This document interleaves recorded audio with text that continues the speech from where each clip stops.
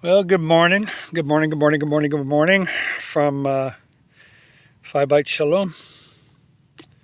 Pray that you're all doing well and closer to your target and your destination for this step of the journey that you're on.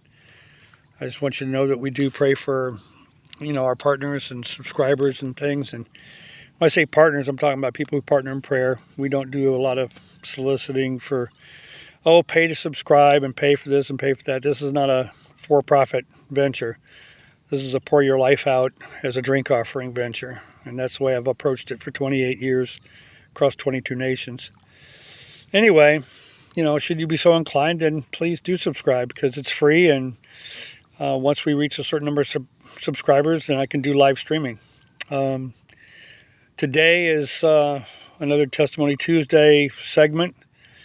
And I think I'm going to talk about the very first time that I was pronounced dead on the operating table. I was in high school and just finished a high school career as a good football player with a lot of scholarships and stuff. And got sick right at the end of the school year, sore throat, no big deal.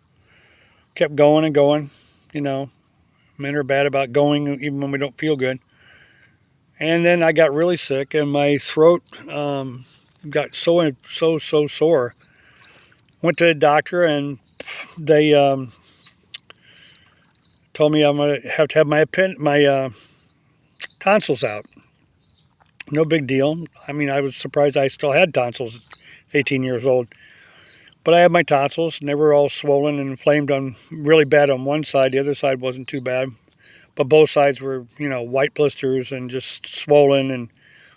And so he said, you'll have to get them out, but, we'll schedule you for surgery. And went home, and a day or two later, my throat swelled shut. I was having a hard time breathing.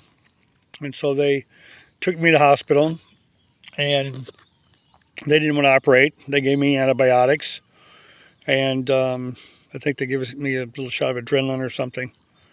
And so, I was sent home. And I think it was either that night or the night after, my throat swelled shut. I couldn't breathe. And I barely got to the hospital in time for them to ventilate me and do some things and get me ready for surgery. Even though the infection was bad, they decided that they had to go ahead and operate. So they operated and took my tonsils out. Not exactly a life-threatening situation. Routine. Nobody's guard was up. It was not a touch-and-go thing where I might have had, any kind of heart problems or, anything like that. I'd been a healthy guy, And so on the surface, that's what it looked like. But something happened. When I got in the operating room, I was laying there, and the anesthesiologist came in and said, "Hi, I'm going to put you out. What I need you to do is start counting for me backwards from 10. 10, 9, 8, 7, 6, going down. And we'll see how far you go." And I was looking at the needle going into the IV with the anesthesia that was going to knock me out. And I thought, well, it's going to take a little while, a few seconds at least to run down the IV and up into my veins and get into my brain and knock me out. I got to 8, 10, 9, 8, and I was out. Now, in my experience, I passed out. It's like going to sleep. Everything went black. But then something happened. I died. It was some kind of reaction to the anesthesia. They said it was about 5 minutes that I was gone and that they had to use the paddles on me to get me back. And, once they stabilized me, they finished the surgery and then put me in the recovery room. I didn't wake up till the next day for having my tonsils out. I was out, and I didn't wake up. They got me back. My heart was back in rhythm, and I was fine, and everything was fine. But I was still unconscious.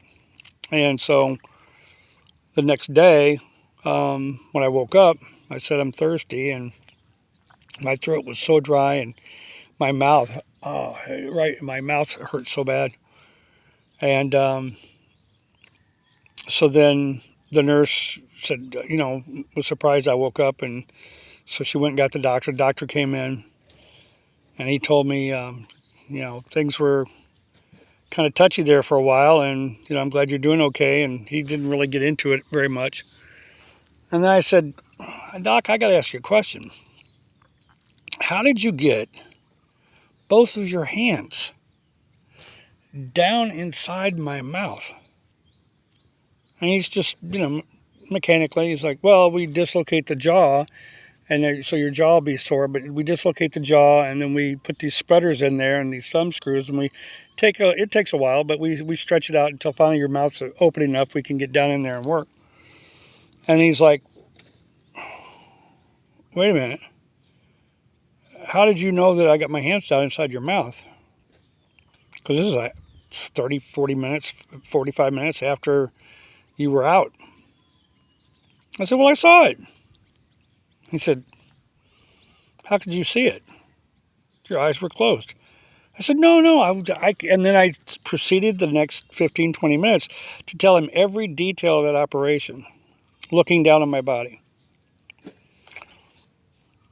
I can't explain it. All I can tell you is that I detailed every little thing. And then he got bigger and bigger eyes, and finally he left. He came back with 5 other doctors, and they documented it for journals and things like that. And they didn't call it an NDE because I had physically flatlined for over almost 5 minutes. And so they called it a DE, a death experience, that I came back from the dead. And I detailed everything. I told them people that came in after that were not, there was nobody in the room but a nurse and anesthesiologist. And then the doctor came in later after I was already out. And it wasn't just sounds, although I did tell them what music was on the radio, and I talked their conversations about and he said, well, sometimes people can hear things, in comas and all that. I'm like, okay. I said, but explain this to me. I saw what you did. And I saw which scalpel you used, the third one down in the tray. I detailed everything. He said, where were you? And I said, I was looking. And then I realized what I was saying sounded crazy. I was looking down from above. I was up close to the ceiling looking down on my body. And then they went into the five senses. Well, what did you feel? I said, well, I could feel the air conditioning. He goes, on your arm, your leg, or what? I said, I could just feel the air conditioning. I could just feel the cold wind going through me. Because in my vision, I couldn't see arms and legs. I couldn't see my hands in front of me. I couldn't see. I didn't have a physical body that I was aware of. And what would have been touching my skin, like air and wind and things like that, was going through me as if there was no skin or body. The smells, all 5 senses. I described everything that was going on for a 30, 45-minute surgery. The conversations, who came in and left, things that happened, which the instrument he dropped, when he was going back on closing and getting out.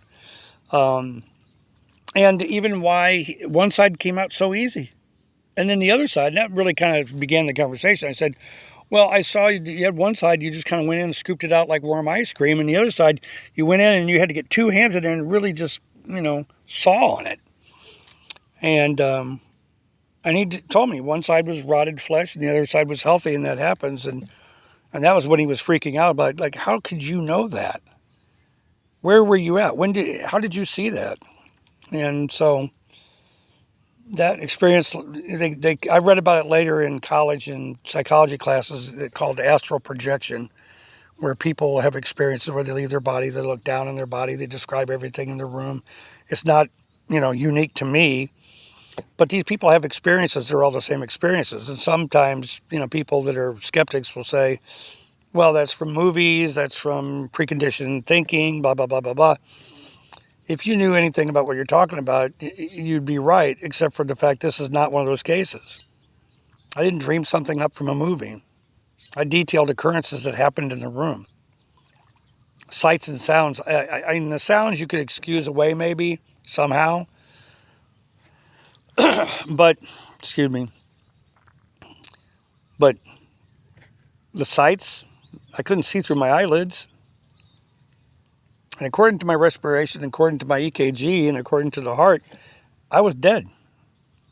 0 respiration, 0 heartbeat, and 0 brain activity after 3 minutes. And so, and then he asked me how it ended. I said I opened my eyes and I was laying here in bed the next day. Time,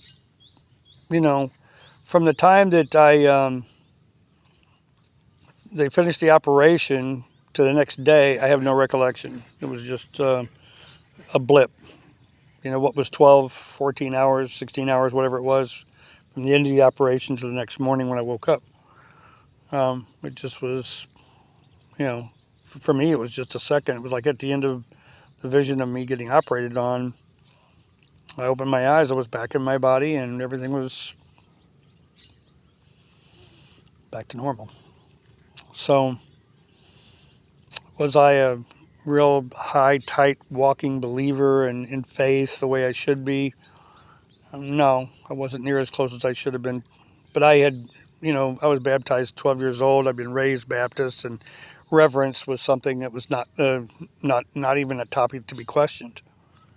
You respect and revere authority being above us, and your parents and your grandparents and teachers and people in authority. I mean, that's just the way I was taught.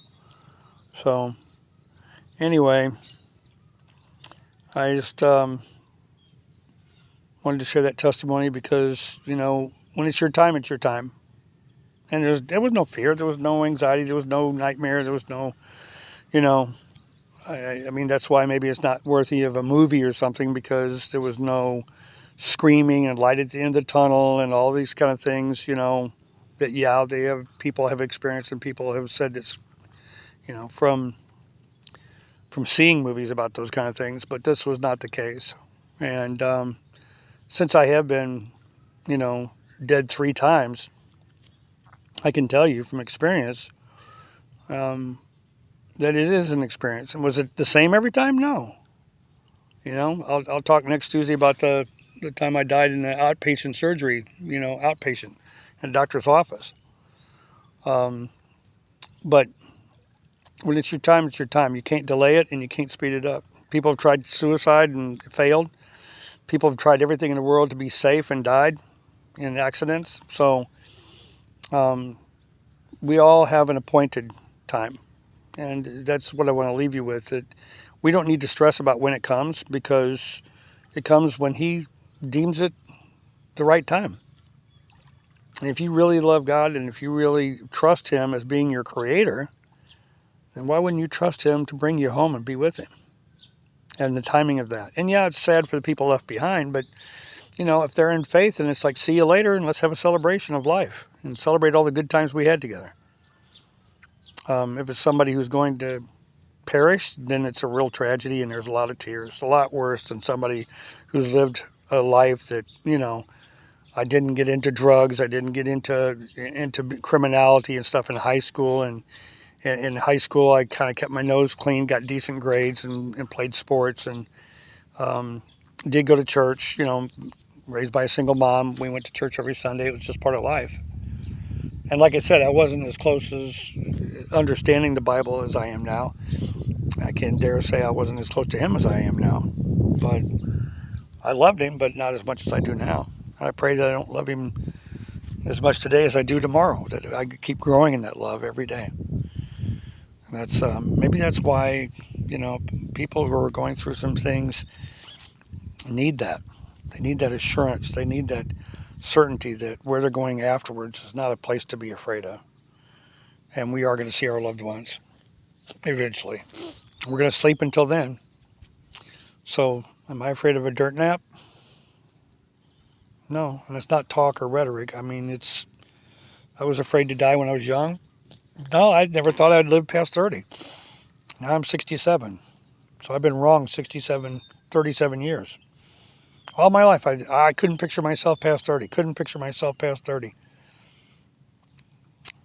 It's not my choice. It's up to Him.